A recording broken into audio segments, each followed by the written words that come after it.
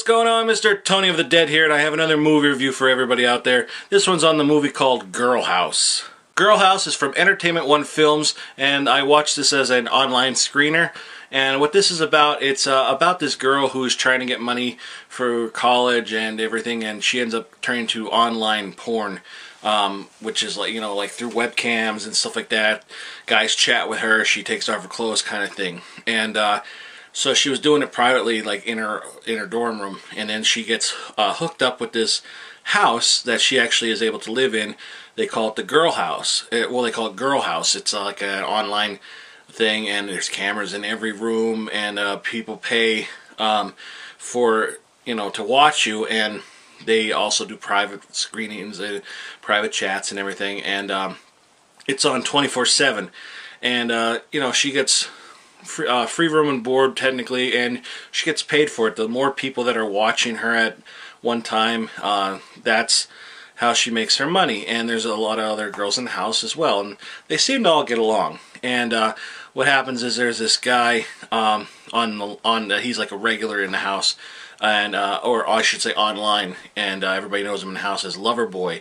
And he's kind of like this messed up kind of guy. When he, in the very beginning, it shows him when he was a little kid, and he got pretty messed up by these two girls.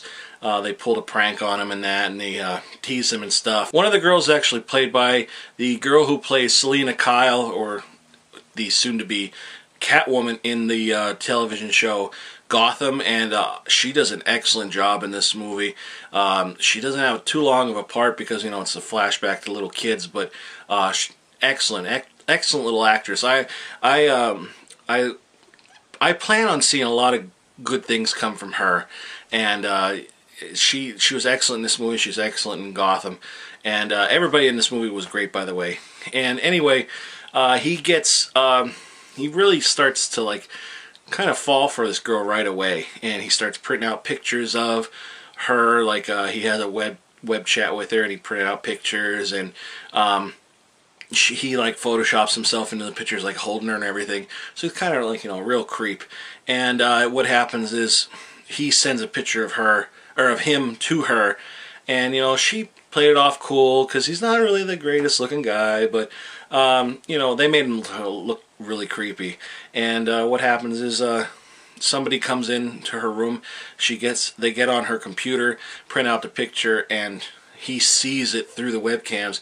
So he decides to track down where the house is, and he's like an internet hacker, and he's good with computers and stuff.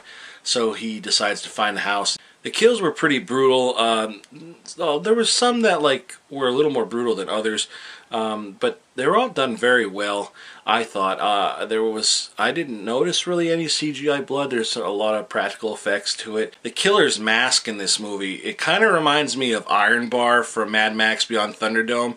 That's the vibe I got. I guess you're supposed to get like a kind of like a Texas Chainsaw feel to it, because he kind of like talks to it and kisses it in when he's at home, and it's like kind of like it looks like a woman, but it's real creepy looking, and he wears it. And the funny thing is, while he's wearing it, he even like flicks his hair like as if it's really his hair. He flicks it, gets it out of his face and everything, which I thought was funny.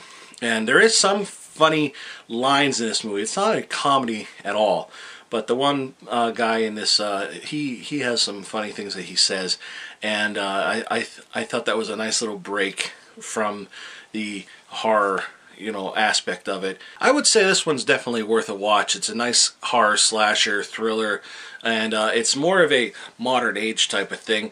There's even a slight bit of found footage in it, but it's only for maybe about 2 minutes. So don't let that, like, you know, oh, I'm not gonna watch found footage. Don't let that turn you away from this movie. It's really a good movie, and I really like it. I know it just came out on video on demand 2 days ago.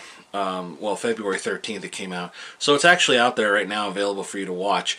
And I would recommend this one. I thought it was really good. So check out the trailer in the description below. Click on the link and go check it out.